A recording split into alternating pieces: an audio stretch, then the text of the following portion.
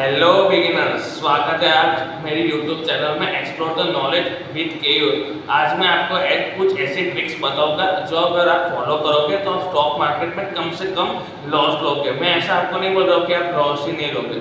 कोई भी अगर एक्सपर्ट भी कर रहा है स्टॉक मार्केट में इन्वेस्ट तो वो भी लॉस लेता है, पर अगर आप कुछ जो ट्रिक है जो फॉलो करोगे स्टॉक लेने से पहले तो आप कम लॉस लोगे। तो फर्स्ट थिंग है कि अगर आप कोई भी कंपनी का स्टॉक ले रहे हो तो आपको देखना है कि फंडामेंटल कंपनी के क्या है, उसका फ्यूचर क्या है स्टॉक का। कंपनी अभी करंट जो भी सिनेरियो है उसमें क्या कर रही है और उसका फ्यूचर प्लान क्या है। अगर आप फॉलो करेंगे वो सब थिंग्स तो आपको जब भी आप स्टॉक लोगे तो आप कम नुकसान लोगे। सेकंड वन, अगर आप कंपनी के कोई भी स्टॉक लेते हो वो 100 रुपीज़ का है, ठीक है, आपने 100 रुपीज़ में बाय किया और अब आप देख रहे हो कि वो 99 98 जा रहा है तो आप तुरंत उसको सेल कर दीजिए या स्टॉप लॉस रखिए कि भाई 97 तक जाएगा तो मैं उसको ऑटोमेटिक सेल कर दूंगा। एक स्टॉप लॉस जो होता है वो आपको हमेशा रखना चाहिए, कभी भी आप स्टॉक खरीदते हो तब। अगर आप स्टॉप लॉस नहीं रखोगे तो आप बहुत ही ज़्यादा नुकसान करोगे। मोस्ट ऑफ द बिगिनर्स क्या करते हैं, 100 रुपये में कोई भी स्टॉक खरीदा, 100 रुपये में 10 स्टॉक लिए, यानी 1000 रुपये का उसने माल लिया। फिर वो क्या करता है कि 100 रुपये का जो भी स्टॉक है वो अभी 99 आया, 97 आया, 95 आया, फिर 80 आया, तो वो क्या करता है कि और 10 स्टॉक ले लेता है, एवरेज करने के लिए जाता है। तो आप कभी भी एवरेज मत कीजिए, आप लॉस में ही जाओगे हर एक बार। तो आप क्या कीजिए, अगर आपका 100 रुपये का कोई भी स्टॉक है वो 98 आया, आपने सोचा कि 97 आ गया तो बेच दूंगा, तो 97 पर आप बेच ही दो उस स्टॉक को। अगर वो 95 आ रहा है, 96 रहा है और फिर से वो 97 आया तब 97 पर आप परचेज कर लो, कम क्वांटिटी लो पर आप परचेज कर लो और फिर से 95 जाएगा तो बेच दो। आपका एक दो रुपये का जो भी मार्जिन में आप लॉस कर रहे हो वो 100 200 या ज़्यादा से ज़्यादा 500 रुपये का लॉस होगा, उससे ज़्यादा आप लॉस नहीं लोगे और जो भी मार्जिन कटेगा वो। पर अगर आप होल्ड करके रखोगे और 100 रुपये का स्टॉक आप नहीं मानोगे 15-20 दिन में 50 रुपये भी हो सकता है, तो आप ज़्यादा लॉस ले लोगे। इसके वजह से हमेशा स्टॉप लॉस रखो। अगर आप स्टॉक खरीदो तभी आप स्टॉप लॉस लगा दो कि भाई 100 रुपये का 97 जाएगा तब मैं बेच दूंगा, अगर फिर से 95 से ऊपर आएगा तो मैं खरीद लूँगा। तो इस तरीके का माइंडसेट होना चाहिए। फिर दूसरी चीज़, जब भी स्टॉक खरीदते हो तब आप देखो कि भाई ये जो मैं स्टॉक खरीद रहा हूँ उसमें कितने परसेंटेज प्रमोटर के पास स्टेक है कंपनी का। अगर जितने भी परसेंटेज कंपनी का स्टेक प्रमोटर के पास होगा उतना ही कंपनी की वैल्यू ज़्यादा होगी।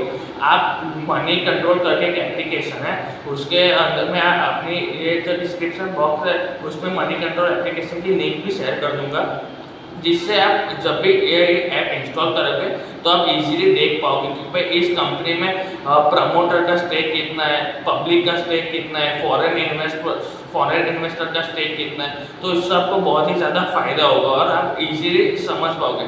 दूसरी चीज़, उसमें फंडामेंटल्स भी दिए रहते हैं कि कंपनी फ्यूचर्स में क्या करने वाली है। वो अपना जो भी एनुअली रिजल्ट होता है, क्वार्टरली रिजल्ट होता है, वो भी अपना शेयर करते हैं। तो आपको जाके देखना है कि भाई कंपनी ने एक क्वार्टर के अंदर कितना फ़ायदा किया है या लॉस किया है, उससे आप अंदाज़ा लगा सकते हो कि जो भी प्राइस है फ्यूचर में वो स्टॉक का प्राइस फ्यूचर में बढ़ेगा या कम होगा।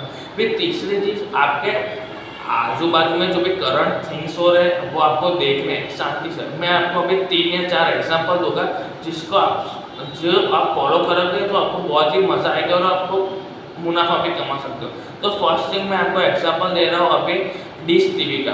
अगर आप देखोगे कि 10 दिन के पहले जो डिश टीवी का भाव था वो कुछ 14 रुपये और समथिंग कुछ 20 पैसे था, पर अभी आप देखोगे तो आप कभी यूट्यूब ओपन करते हो तो वो एक एडवर्टाइज आती है कि डिश टीवी अभी ऑफर दे रहा है कि आप 6 महीना लगाओगे तो आपको कुछ 500 रुपया 600 रुपये भरना है। तो ये ऑफर से क्या होगा कि पब्लिक ने इन्फ्लुएंस हुआ और डिश टीवी का जो भी स्टेक है वो शेयर लेना चालू किया, तो उससे कुछ 10 ही दिनों के अंदर 14 रुपये से 18 रुपये तक भाव चला गया है डिश टीवी का। ये आपको लगा कि किसी 4 रुपये बढ़ा, पर ये पेनी स्टॉक है और 4 रुपये जब भी बढ़ता है तो बहुत बड़ा अमाउंट ये बढ़ा, बहुत परसेंटेज में ये बढ़ा है। तो ये फर्स्ट थिंग मैंने आपको डिश टीवी का एग्जांपल दिया। अब दूसरा एग्जांपल दे रहा हूँ आपको IDFC फर्स्ट बैंक का। जब भी आईपीएल आप अगर देख रहे हो, आप क्रिकेट के फैन हो, तो अभी आईपीएल शुरू हुआ था कुछ ही और महीनों पहले, तो मुंबई इंडियंस की टी शर्ट के लोगो पर यहाँ पे एक आईडीएफसी बैंक का लोगो था, वो एडवर्टाइज कर रहे थे। तो उस टाइम जब भी आईपीएल चल रही थी तब शेयर का भाव कुछ 50 रुपये के आसपास था और आज 80 रुपये पहुँच गया है। तो आप देख सकते हो कि एडवर्टाइज पर भी आपको फोकस करना है कि कौन सी चीज़ें प्रमोट कर रही है, क्या नया कंपनी कुछ नया कर रही है जिससे आपको बहुत ही ज़्यादा फायदा होगा।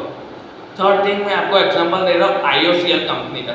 जब आपने सुना होगा न्यूज़ के अंदर कि रशिया और यूक्रेन का युद्ध हो रहा था, उसी टाइम पर जो रशिया है वो अपने इंडियन जो भी ऑयल्स की रिफाइनरी है, जो भी कंपनी है, उसको बहुत ही कम दामों पे अपना ऑयल दे रहा था। तो अपनी जो भी इंडियन कंपनी है उन्होंने बहुत सारा ऑयल एकदम कम दामों पे अपने पास परचेज कर लिया था।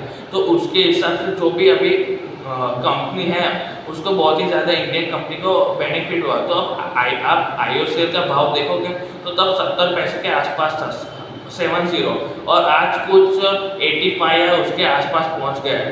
तो आप देखोगे कि ये छोटी छोटी थिंग्स है वो बहुत ही ज़्यादा फायदा करा रही है। और आपको फोर्थ एग्जांपल दो तो टाटा पावर। अभी कुछ ही दिनों पहले 2 या 3 दिन पहले एक न्यूज़ आई थी कि टाटा पावर को 1 करोड़ माफ़ कीजिएगा मुझे 1700 करोड़ का कुछ चंडीगढ़ के अंदर ऑर्डर मिला है। तो वो न्यूज़ बाहर आते ही जस्ट टाटा पावर का भाव था 225 रुपये, उससे 232 रुपये हो गया था एक ही दिन के अंदर।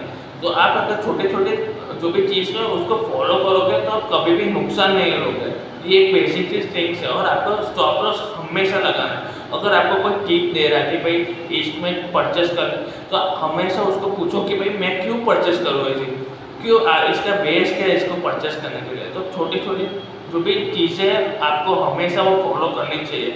और आपको यह जो भी इंफॉर्मेशन है कुछ भी अगर काम की लगी हो तो प्लीज़ मेरे चैनल को लाइक कीजिए, सब्सक्राइब कीजिए, शेयर कीजिए, जिससे आपके दोस्तों को भी थोड़ा बहुत शेयर मार्केट का नॉलेज है। और ऐसे ही मैं आपके लिए इंफॉर्मेशन वाले वीडियो इस चैनल पर लाते रहूँगा। तो प्लीज़ मेरे चैनल को लाइक कीजिए, सब्सक्राइब कीजिए और जय माता दी, जय भारत।